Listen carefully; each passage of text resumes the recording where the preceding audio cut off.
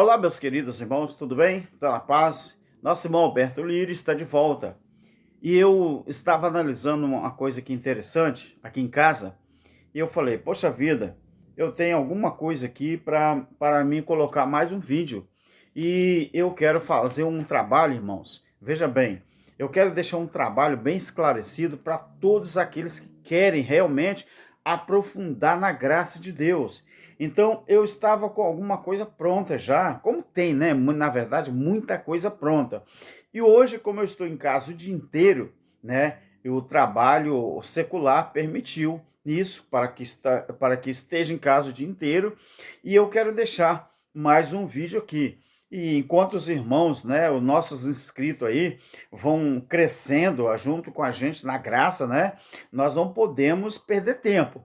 O sistema religioso está aí. Nós temos notícia todos os dias, não é? Então o sistema religioso está aí trabalhando para aprisionar as pessoas e nós não podemos também ficar nessa inércia, não é verdade? Então vá se inscrevendo, vá deixando o seu like aí, vá compartilhando, vá deixando o seu comentário. Veja bem, meus queridos, a palavra que eu tenho para deixar agora, neste segundo vídeo deste dia, né, de sexta-feira, 25 de dezembro, né? Então, por que não deixar mais alguma coisa? Eu quero deixar aqui uma noção sobre o inferno. A noção sobre o inferno. Na verdade, meus queridos, nós que somos cristãos, filhos de Deus, nós temos que se aprofundar cada dia mais no conhecimento, na graça de Deus. Porque enquanto o sistema vai esconder isso das pessoas, nós, os ensinadores da graça, nós vamos, mas com toda a força, colocar, não só ensinar, mas também colocar em prática, se libertando do sistema religioso. Então, nós vamos colocar isso, aprofundar, tá bom, meu querido? Então, veja bem, a noção do inferno que eu quero deixar para você é esta noção de inferno. Ele é uma noção que não nasceu pronta na Bíblia. Não nasceu pronta, não. No Velho Testamento não há nenhuma alusão ao inferno de punições. Você sabia disso? Então, no Velho Testamento não há nenhuma alusão ao inferno de punições. O Seol que você vê pronunciado no hebraico, no Velho Testamento, era sinônimo de sepultura. Então, de morte, sepultura, morte. Então, o Velho Testamento nos ensina que somente os homens justos e bons é que caminhavam, né?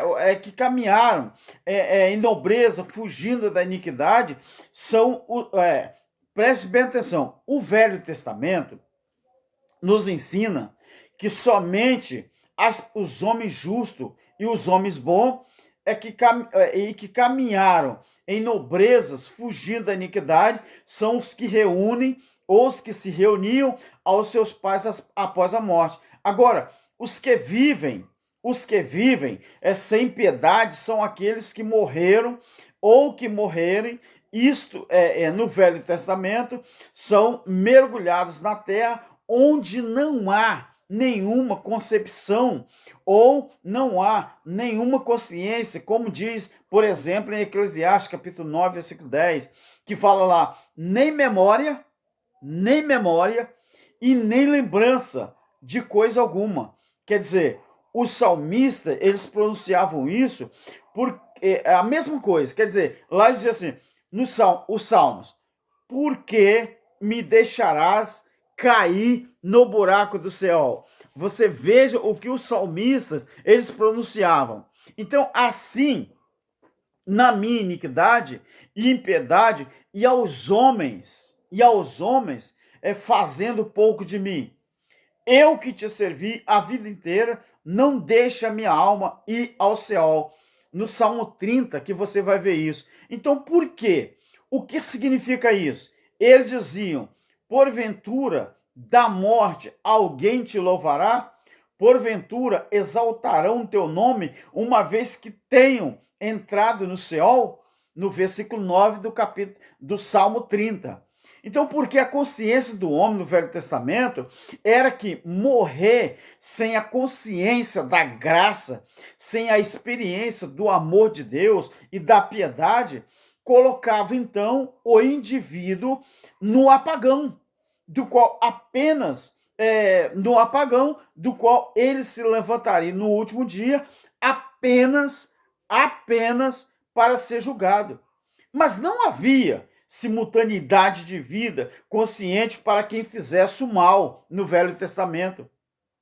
Você está entendendo? Deixa o seu like, tá? Mete o like aí, tá bom? Faça esse canal crescer. Então, quer dizer, o lugar dele era um silêncio, né? Um silêncio do nada para quem morria no Velho Testamento, até a ressurreição no último dia, onde haveria um julgamento.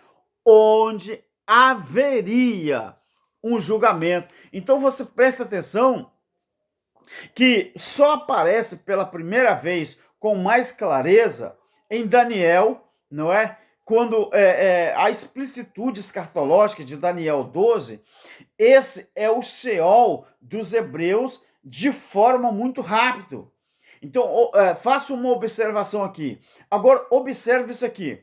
Quando eles foram para o cativeiro, os judeus da diáspora, quando eles foram para o cativeiro lá em Babilônia e conviveram com os persas e conviveram também com religiões diferentes que tinham noções, por exemplo, os judeus, eles tinham noção do judaísmo, mas quando eles foram lá para o cativeiro em Babilônia, eles conviveram com os persas e conviveram com religiões diferentes da qual eles tinham noção. Então, você observa bem que foi lá nesse cativeiro que eles começaram a ter noção de anjos, começaram a ter noção de céu, começaram a ter noção de inferno. Agora, os rabinos, os estudiosos judaicos, eles voltaram do cativeiro com uma noção mais ampla, não é, do significado do mundo invisível, que estranhamente, você veja uma coisa interessante, que estranhamente foram adquiridos em terras pagãs, no convívio, né, deles com gente que tinha heranças, por exemplo, zoroastristas, né? Você já ouviu falar em Zoroastro, né? Então, lá que eles pegaram experiência sobre esses mundos que eles não conheciam, começaram lá no cativeiro em Babilônia a ter noção acerca de anjos, acerca também do mundo invisível, do significado de tantas coisas. Então, lá em Babilônia, que eles começaram a ter noção disso. Foi com o convívio deles, né, que eles tiveram noção, então, disso. Agora, nesse convívio deles com gente que tinha heranças zoroastristas, confucionistas, de outro nível, foi ali naquele ambiente, então, você prestar atenção, que a consciência da imaterialidade escatológica, por exemplo, se desenvolveu na fé e na percepção dos hebreus, muito mais do que antes.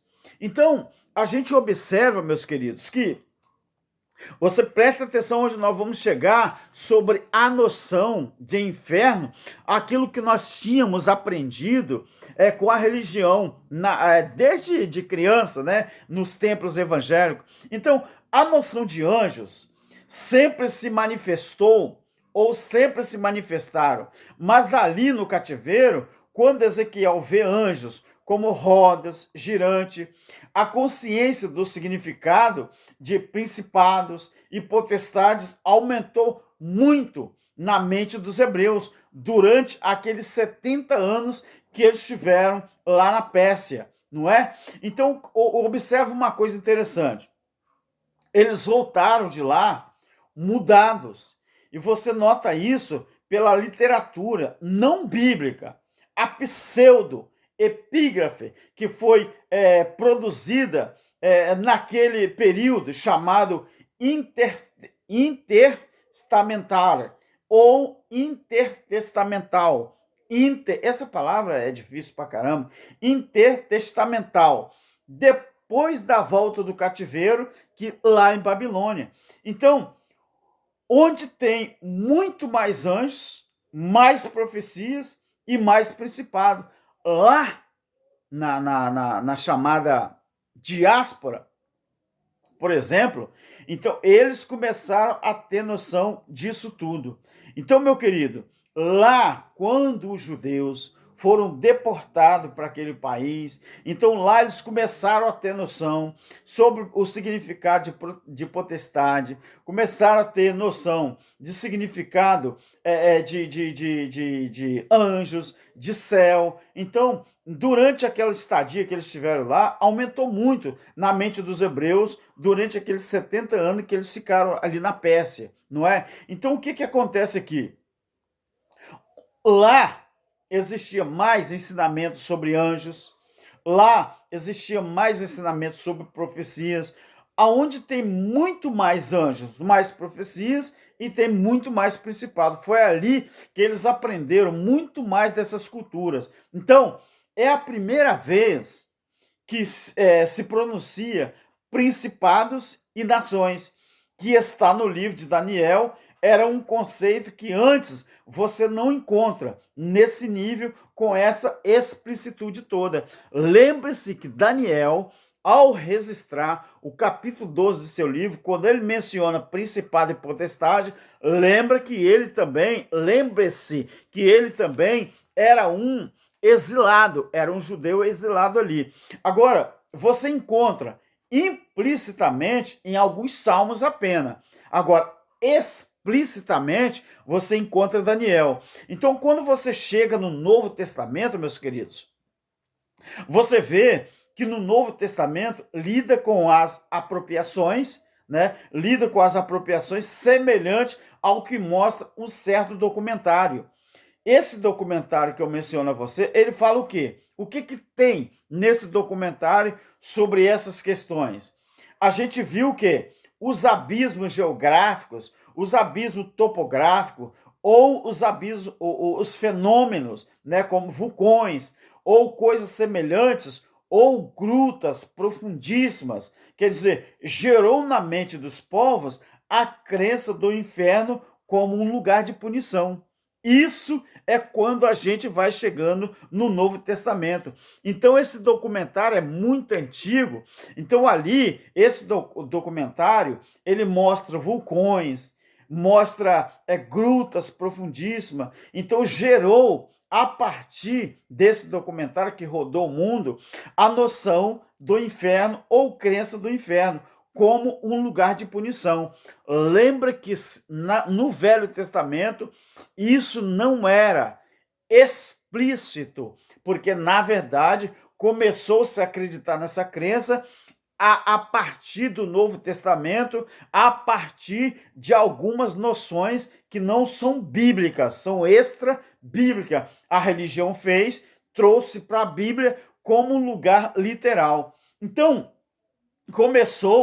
isso tudo começou com os maias em Belize, por exemplo. De lá, nós fomos para o Livro dos Mortos, né? Quando você lê, quando você estuda, e depois o Livro dos Mortos é lá nos egípcios, tá? Lá no Egito. Então, começou isso tudo, meus queridos, pelos maias, lá em Belize.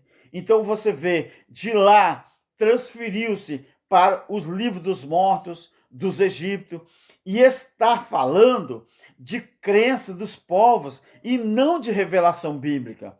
O problema todo é que o sistema religioso misturou as crendices, não é? Com as coisas bíblicas. E o povo crente começou a ter uma noção de que verdadeiramente esse inferno, ele é realmente literal. Mas lembre-se que a figura de linguagem, os judeus, eles se valiam muito de linguagem de figura ou figura de linguagem. Então, quando trouxeram isso e misturou-se na religião, então as pessoas passaram a ter noção de que é realmente uma coisa bíblica, mas não é bíblica. Então, De lá, a gente migrou e nós fomos ver os gregos, o Hades, e como é que os gregos imaginavam o Hades. Vamos observar de que forma que era, então, seria que os gregos imaginavam o Hades. Veja que para cada concepção de inferno tem uma porta topográfica relacionada a ele. Vejam, quando os exploradores, entrando por essas portas, eles encontraram dentro das grutas exatamente os mesmos ambientes, né, que correspondiam à cosmologia infernal dos maias, dos astecas, dos egípcios, dos gregos. Por quê? Porque a sala dos espinhos, a sala das facas, tudo isso estava lá. Lembra as estalactitas, né, quando eu descia? Então, quando os exploradores entravam numa caverna e eles encontravam aquelas estalactitas, não sei nem se o nome é esse, mas eu estou pronunciando. Então, eles começaram a ter noção justamente em cima disso. Então, quando eles entravam na sala das facas, porque as estalactitas, né, tudo isso estava lá dentro em estalactites ou estalactites. Então, esses buracos era uma comparação. Trouxeram isso para, vamos dizer, para o sistema literalmente, como se realmente existisse. Mas era uma simbologia. Não era uma coisa literal. Então, alguém entrou nesses buracos e os que entraram descreveram aquelas cavernas, descreveram aqueles buracos, é como o quê? Então, descrever aquilo como se fosse o inferno. E virou uma crença escatológica na cabeça desses povos. Então, agora a gente pode sair multiplicando, mas vamos voltar de novo ao Novo Testamento e entrar no assunto que nós começamos lá atrás, sobre inferno. O Novo Testamento, meus queridos, a mesma fenomenologia física para descrever a imaterialidade não localizável no espaço-tempo ou no espaço temporal do inferno.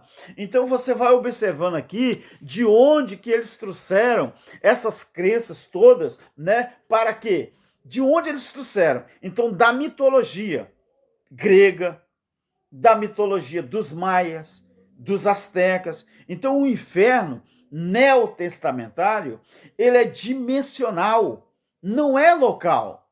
Quando você parte para o Novo Testamento, você vê que o inferno, esse que o Novo Testamento descreve, ele é dimensional, ele não é local, ele não é um lugar, ele é uma dimensão, o Novo Testamento.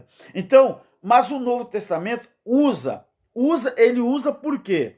Porque o homem, o ser humano, em qualquer geração, ele precisou de analogias, precisou de metáforas, por exemplo, Asterix, para poder internalizar, quer dizer, interno, né? Para internalizar esses conceitos, ele precisou fazer essas analogias, ele precisou de metáfora. Então, para fazer, do contrário, se ele não fizesse isso, ele não internalizaria os conceitos.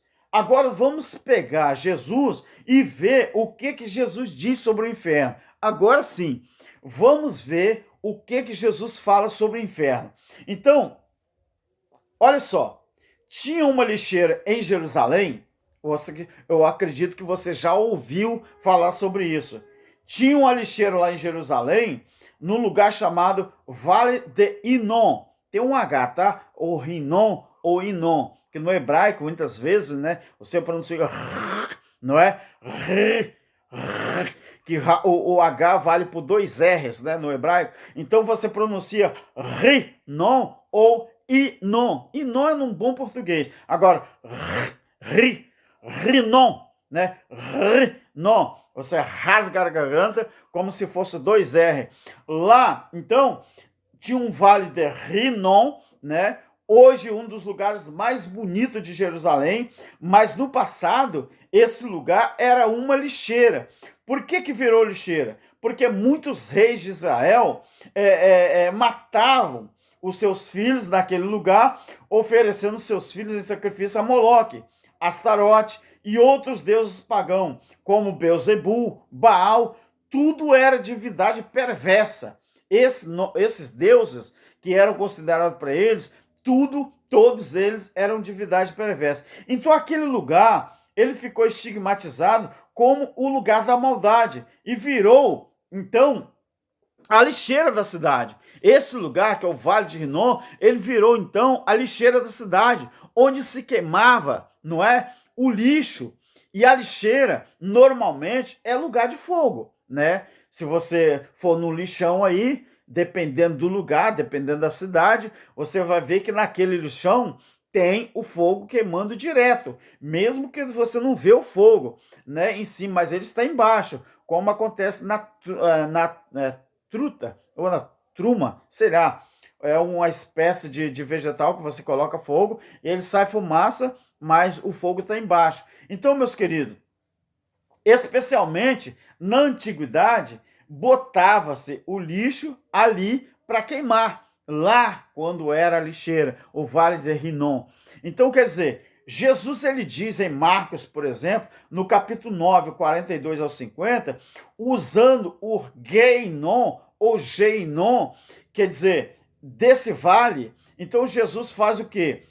Ele dá o nome desse vale, que originalmente era Vale de Inom, e virou a lixeira de Jerusalém.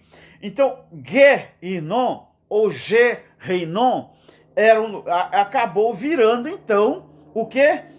Geena, ou Ge-Inom, ou Rinom. Então, acabou virando uma lixeira lá em Jerusalém. Então, o que acontece?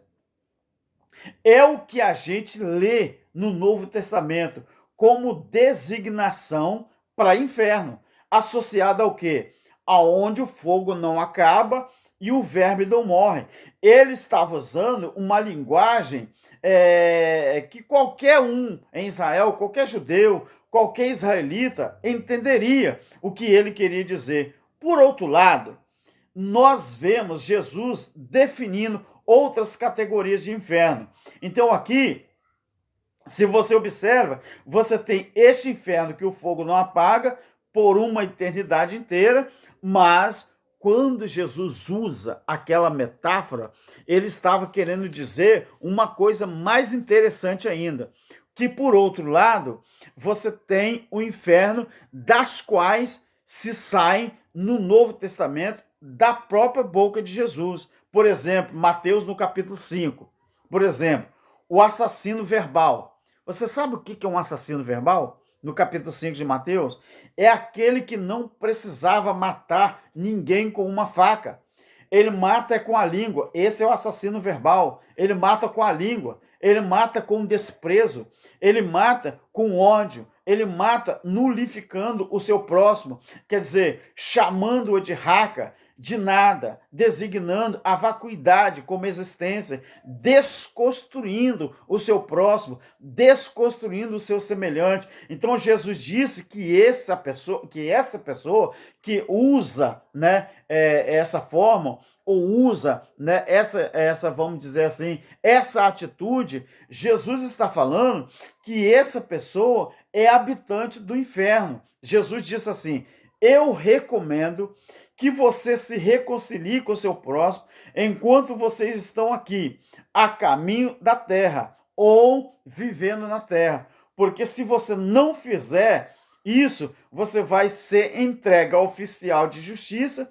Ele usa aqui uma linguagem romana do próprio sistema romano, é o sistema de justiça. Jesus fala que o oficial de justiça vai te entregar ao meirinho, o meirinho vai te entregar ao carcereiro, o carcereiro vai te entregar ao verdugo, você vai ser colocado num cárcere. Olha a linguagem, a metáfora que Jesus está usando aqui, que lindo, né? E não sairá de lá enquanto tu não pagares até o último centavo. Então, tem um inferno relativo aqui. Tem um inferno relativo. Na boca de Jesus tem um inferno relativo. Quer dizer, tanto que tem um inferno semi-absoluto na boca de Jesus, que esse inferno relativo que aparece ali na boca de Jesus, ele aparece outra vez no capítulo 18. Assim como no capítulo 5, ele aparece também no capítulo 18 de Mateus, na parábola do credor incompassivo. O que está escrito ali? Na parábola do credor incompassivo. Aquele cara que não tinha como pagar ao seu patrão, e ele foi perdoado de tudo, porque pediu perdão de tudo. Então ele devia o impensável, o impagável. Então foi perdoado quando ele pediu perdão. Agora, quando ele sai, quando esse cara sai da sala onde foi perdoado, esse cara encontrou alguém que devia uma merreca a ele, né? E às vezes, ou muitas vezes, menos do que ele devia ao patrão, ele esganou esse cara, dizendo: eu não vou te perdoar. O cara lá na sala foi perdoado de uma dívida grande. O patrão perdoou. Quando ele saiu da sala, ele encontrou um rapaz que devia muito menos a ele, uma merreca. Aí sabe o que esse cara fez? Ele esganou aquele pobre rapaz e disse ao cara: eu não vou te perdoar enquanto você não me pagar o último centavo que você me deve. Eu vou te botar na cadeia. Aí, os que tinham assistido o fato ali na sala, sabe o que fizeram? Tinha gente ali assistindo. Sabe o que eles fizeram? Eles viram que o cara tinha sido perdoado lá dentro e contaram isso ao rei. Então o patrão dele, que era o patrão dele no caso, dizendo assim: olha, os caras falaram assim: olha, rei, aquele cara que o Senhor perdoou de graça, por nada, só por bondade, ele está esgoelando um rapaz que deve uma merreca a ele. Aí o cara foi levado de novo à sala do trono. Isso tudo, meus queridos, é uma linguagem parabólica, é uma parábola, mas dá um grande exemplo. Então, lá dentro, ele ouviu do rei uma sentença que dizia assim: servo malvado, você não devia ter feito com o outro o que eu fiz com você? Eu te perdoei o imperdoável. Por que você não perdoa o relativo, então? Então, a merreca da ofensa. E Jesus diz: lançai-o no cárcere, e em verdade eu vos digo, ele não sairá de lá enquanto não me pagar até o último centavo.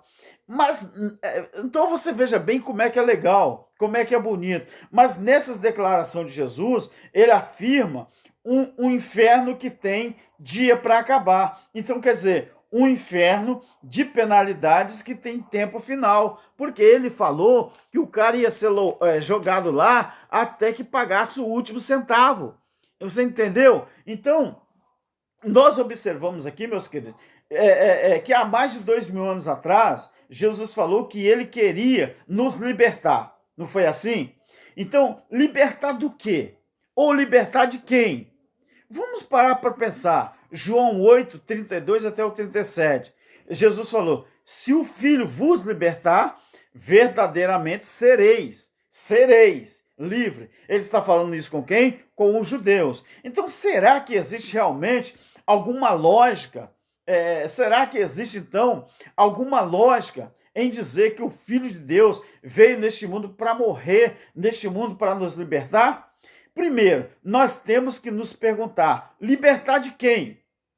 Então estamos sob o domínio de um inimigo. Não é verdade, meus queridos? Então, por exemplo, um assalto que quando acontece um assalto com refém, o que a polícia pede? Pede o negociador, não é verdade?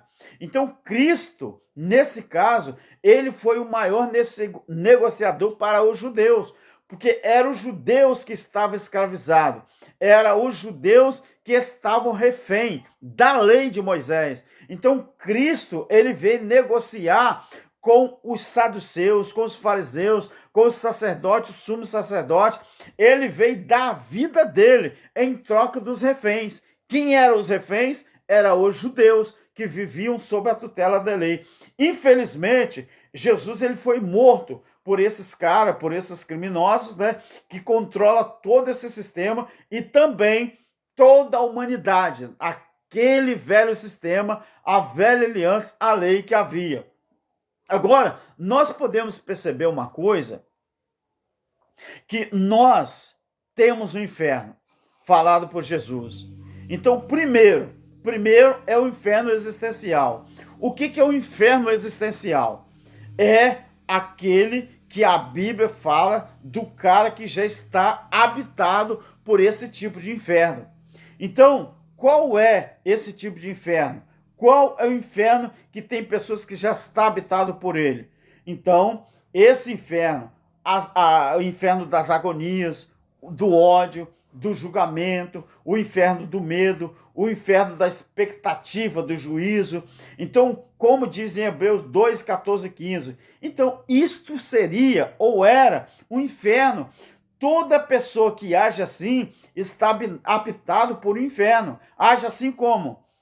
Mantendo o ódio dentro de si, julgando os outros, a pessoa que vive com medo do juízo, a pessoa que vive agoniado. Então, nós observamos que essas pessoas que têm isso, que carrega isso, essa pessoa que está com essas coisas, né, na sua vida, ele está habitado por um inferno. Então, toda pessoa que age dessa forma está habitado por esse tipo de inferno. Então, por exemplo, a língua. Quando Tiago, ele fala no capítulo 3, 5 ao 12 sobre a língua, que a língua é pequena, mas ela é capaz de jogar as pessoas no inferno. Então, porque com a língua você mata as pessoas. É um tipo de inferno existencial. Então, quer dizer, quando o Tiago fala isso, né, ele está falando sobre as pessoas que vivem uma luz abrumada. Você sabe o que é a luz abrumada? É aquela luz que ela está acesa, mas tem alguma coisa atrapalhando a claridade chegar, que nós chamamos de penumbra. Então, tem pessoas que vivem nessa luz abrumada, está habitado pelo inferno, e isso é o que a religião faz com as pessoas. Os crentes de hoje, nos templos evangélicos, eles estão sob uma luz abrumada. Por que luz abrumada? Porque se Cristo veio para libertar as pessoas daquele sistema, então a religião lá dentro, lá naquele caixote que tem uma placa lá na frente, as pessoas vivem uma luz abrumada, porque as pessoas estão lá dentro não é por causa da graça de Cristo, estão lá dentro é por causa do medo do inferno e com medo de perder a salvação. Então aquela graça lá não é graça. Então ninguém está servindo a Deus por graça, está servindo por medo do inferno. Então aquilo lá não é graça. Então quer dizer, essas pessoas que vivem dessa forma, estão vivendo uma luz abrumada, está habitado pelo inferno. Quem odeia está habitado pelo inferno. Mas esse é um estado existencial do qual o homem pode se converter. Tá bom, meus queridos? Esse é o inferno existencial. Agora existe um outro inferno, o inferno relativo. O inferno relativo é o cara que vai experimentar por um tempo, seja na vida ou seja na morte, porque a pessoa, quando morre, tem aquela chance eterna de escolher a direção, não é verdade? Então, porque saem os traumas, saem a timidez, sai os condicionamentos culturais, isso tudo sai quando a pessoa deixa esse inferno relativo. Então, até mesmo os traumas psicológicos, os traumas religiosos, né? A pessoa vê tudo com limpidez e tem a chance dele ainda escolher ir na direção de uma descontinuidade da vida que ele levou e optar por uma vida que seja viva, uma vida que seja vivida segundo a vontade de Deus. Então nós não somos melhor do que o diabo. Você acha que nós somos melhor do que os nossos inimigos? Diabo aqui é opositor. Diabo aqui é oposição, tá? O ser humano é que se diaboliza. Se não houvesse ser humano, não haveria diabo. Porque o ser humano, ele próprio se diaboliza. Nós nos tornamos diabos. Nós nos tornamos diabos. Por quê? Por que eu falo isso? Isso é um fato, meu querido. Isso é um fato. Judas e Pedro, por exemplo, quando Jesus, né, lá em 1 João, por exemplo, capítulo 1, 2 e 3, né, fala que quem odeia seu irmão, na verdade, está morto. Não passou da morte para a vida, está morto. Tem nome de quem está vivendo, mas está morto. Então, o que é isso? É um inferno. Isso é um inferno. Entendeu? Então, quando nós chegamos na outra dimensão de inferno, o qual se fala lá em 2 Pedro, por exemplo, capítulo 3, o versículo 16 até o verso 22, fala do inferno que Jesus visitou. Essa é a outra dimensão do qual se fala, o inferno que Jesus visitou. Então, de acordo com Pedro, não de acordo com o credo cristão, que diz que ele desceu ao Hades. O credo cristão diz que Jesus desceu ao Hades, mas não é mentira, né? Pedro é explícito e diz, né, que ele desceu ao Tártaro. Lógico que Pedro está incorporando uma linguagem da cultura grega, onde Hades era uma designação geral para o mundo dos mortos. Você me entendeu? Então, a religião diz que Pedro desceu ao Tártaro, mas não. A Bíblia diz que Pedro ele foi explícito e fala que Jesus ele desceu ao Hades, não é?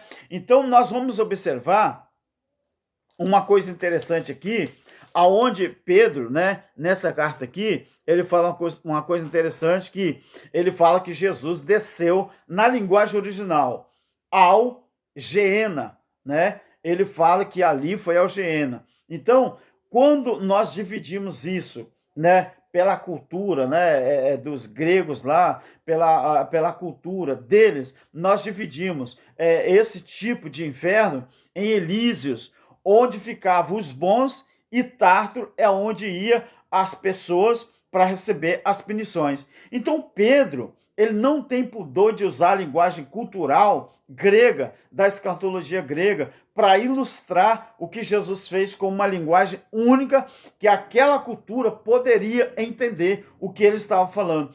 Então, talvez, se ele estivesse pregando, por exemplo, aos astecas, se ele estivesse pregando em Belize, ele dissesse que Jesus entrou na gruta do leopardo, na gruta das facas, na gruta dos espinhos, e foi no pior lugar e gritou lá dentro: a libertação. Então você veja bem, meu querido, não é assim que funciona a coisa.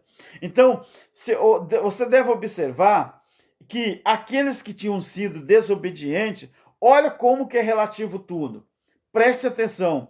Quando a Bíblia relata lá e fala assim: quando a misericórdia de Deus aguardava nos dias de Noé, antes de vir o dilúvio. Então aquela geração inteira que permaneceu dura, que o Pedro está relatando, aquela geração inteira que permaneceu dura, ainda teve uma outra chance. Porque se diz explicitamente, né, aqui em 2 Pedro 3, 16, 22, que Jesus desceu ao Tártaro e pregou aos espíritos em prisão, aos quais, noutros tempos, tinham sido, é isso mesmo? Tinham sido desobedientes quando a longanimidade de Deus aguardava no dia de Noé. Então, como que alguém vai explicar isso aqui? Cadê os teólogos? Cadê os caras de anel no dedo? Cadê os caras de sapato que dá para pentear o cabelo? Cadê os caras com 4, 5, 6 anos de teologia para explicar um texto desse aqui? Como que explica? Cadê os caras? Então, e a palavra aqui, pregou, essa palavra que pregou aos espíritos em prisões, essa palavra, no original, ela significa evangelizomai, que quer dizer pregar ou proclamar a libertação através do evangelho, ou pelo evangelho. Então, por isso é que Paulo disse em Efésios 4:8 que ele levou cativo o cativeiro e concedeu dons. Não é título, tá? É dons. A religião pegou os 5 ministérios e transformou tudo em dons, e eles se autoproclamaram dono da suposta igreja. Mas é dons, tá? Eram dons, não é título. Quem converteu pastores, evangelista, pastor presidente, foi vocês do sistema religioso. Mas a Bíblia diz que é dons. Deus deu, Deus levou, Jesus levou o cativo o cativeiro e concedeu dons aos homens. Ele levou preso quem prendia. Isso que é a palavra. Levou cativo o cativeiro, ele levou preso quem prendia. Então, quem que prendia as pessoas? Quem? Colossenses capítulo 2, era a lei de Moisés. Ele pegou a lei, meu filho, aniquilou ela na cruz. Você está me entendendo, meu querido? O diabo que Jesus matou, que aniquilou na cruz, era a lei de Moisés que prendia os judeus sobre a tutela dela, a tutela da lei. Então tem tanta coisa, meus queridos, entre o céu e a terra, que a vã teologia jamais vai entender isso aqui. Então, não existe essa teologia vagabunda, falsa que existe por aí, que só existe para manipular as pessoas. Ela está enganando as pessoas há mais de 2000 anos, desde que Paulo morreu, que o evangelho da graça ficou oculto e agora chegou a hora que está se manifestando ao mundo inteiro. Então me explique uma coisa, irmão. Quem são aqueles corpos, né, de santos que dormiam no pó da terra e que ressuscitaram dos mortos e entraram na cidade santa e apareceram a muitos na hora que Jesus gritou lá na cruz, está consumado, e o véu do templo rasgou de alto a baixo quando Jesus diz tetelestai, está consumado. Quem eram o corpo daqueles santos? Cadê os teólogos? Não tem teólogo, não tem explicação para isso. Eles fogem desse assunto. Sabe por quê que os teólogos fogem desse assunto? Sabe por quê? Porque esse texto, irmão, nos diz que Deus faz o que ele quer. Não é o que os pregadores do sistema querem. Eu tenho uma vizinha aqui que passa vídeos, né? Ou que passa mensagens, né? E daqui de casa eu fico ouvindo. E você vê os pregadores pregando, os pregadores do sistema. Irmãos, eles não ensinam nada de Bíblia. Eles só gritam, só pulam. E eu fico abismado como que os ouvintes pulam, gritam e aleluia para cá. Mas não tem essência. Não tem revelação. Eles usam metáforas humanas para enganar o povo, para mexer com a mentalidade do povo. Então, irmão, não tem teólogo, não tem explicação para isso. Eles fogem desse assunto porque eles não entendem nada. Porque esse texto diz que Deus faz aquilo que ele quer e não o que as pessoas querem. Então, e ele, querido, o que ele não obedece, Deus, ele não obedece cronograma escatológico nenhum. Deus não é isso não. Onde os caras ficam pregando e falando, Deus está me falando para te falar, Deus está me mandando dizer, Deus que daqui uma semana, que daqui um mês, e não sei o que ele vai fazer. Desde quando Deus, ele obedece cronograma escatológico humano, meu querido? Deus não é assim. Agora nós sabemos que o inferno é uma eternidade, mas eterno é só Deus, não é o diabo que é eterno. Então o próprio inferno, onde muita gente será abismada por escolha e decisão, durará uma eternidade, mas a misericórdia de Deus, ela vai de eternidade a eternidade. A misericórdia de Deus está muito acima disso, meus queridos, está muito acima. Então, eternidade é aions, ou indefiníveis da nossa capacidade de mensurabilidade, né? De tempo e espaço. A gente não consegue nem conceber o significado do que seja uma eternidade. Agora, o inferno, ele tem fim. Para homens e para o inferno, ele tem que virar diabo. Então, o diabo não é uma criação original para humanos. Só ser humanos se endiabra. Quer dizer, porque a Bíblia é explícita. O inferno foi criado para o diabo e seus anjos. Quem é o diabo e seus anjos, meus queridos? O inferno foi os opositores, os inimigos. Quem é os anjos? A Bíblia diz que a palavra anjo significa mensageiro. Então, se existem inimigos, se existem pessoas que têm uma opinião contrária àquilo que é a graça de Deus, então essas pessoas têm seus seguidores. Para o diabo e seus anjos. Anjos são os mensageiros da mentira. Anjos são os mensageiros da discórdia. Então, anjo, a palavra malak, quer dizer mensageiro. Então, anjo no hebraico é malak, quer dizer mensageiro. Então, para o diabo e seus anjos. Então, só que a misericórdia de Deus, e não sabemos que o significado de eternidade seja esse, que vai chegar um tempo em que a morte e o inferno serão lançados no lago de fogo. Ora, se o lago de fogo já é tormento de consciência, o lago de fogo, se o inferno já é tormento de consciência, agora imagina você então, o que nós vamos pensar? Que então o inferno, ele é a extinção da morte e do inferno. O lago de fogo, então, é a extinção da morte e do inferno.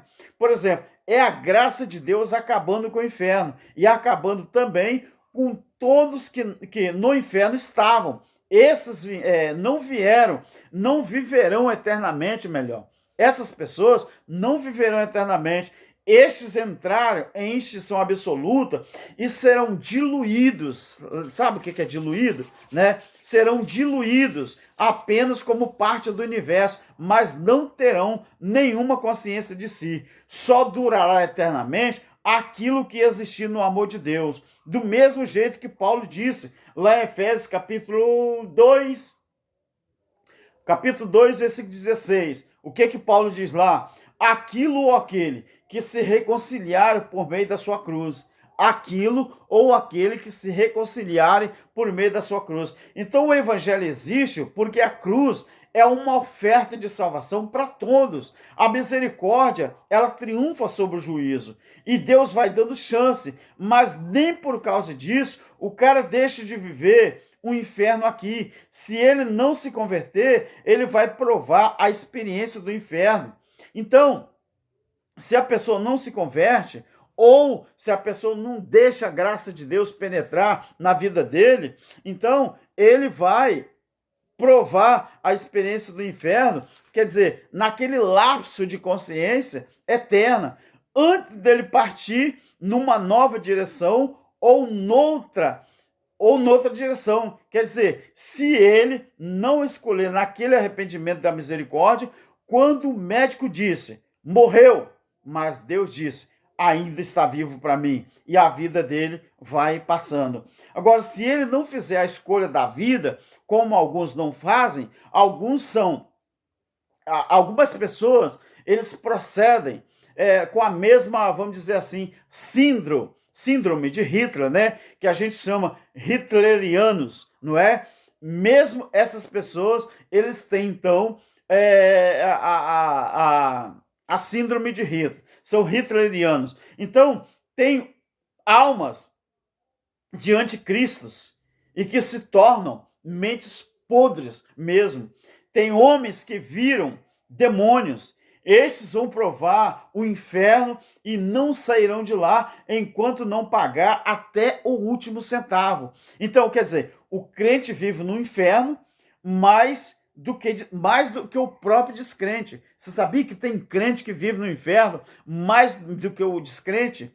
É porque ele acha que o inferno é um lugar físico reservado ali que vai existir pessoas que vai lançar. Gente, o inferno que a Bíblia fala, não é isso que você acredita, não. Inferno não é isso. Então, porque tem crente que vive o inferno mais do que certo descrente, porque o que muito crente não sabe, sempre vai haver desculpa, mas o que sabe é melhor do que aquele que nunca soube de nada. Então, você sabia disso, meu querido? Então, nós temos que viver a nossa vida em Cristo Jesus e sempre olhar para o Criador, aquele que fez os céus e a terra. Agora, onde não há Deus, aí há um inferno. Assim como o reino de Deus está dentro de nós, o inferno existencial está dentro de muitas pessoas. Quem é discípulo do medo, que funciona, nunca terá a paz na vida.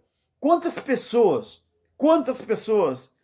que fala que é discípulo de Jesus, mas que vive um medo que não acaba. Então essas pessoas nunca vão ter paz na vida. Quem serve a Deus por bônus celestial nunca fará por amor, mas fará por barganha. Então, e vão continuar no inferno existencial do mesmo jeito, não é? Então, meu querido, nunca devemos se esquecer de uma coisa, que só o Criador sabe distinguir quem é joio e quem é trigo, não é? Nem os anjos sabem quem é. Então, o evangélico, ele só acha que o indivíduo ganhou algum significado espiritual se ele puder ficar no grupo chamado igreja, aonde ele pode se mobilizar para a igreja crescer mais e onde ele possa dizimar para a igreja ter mais dinheiro. Então, se esses dois elementos que eu falei para você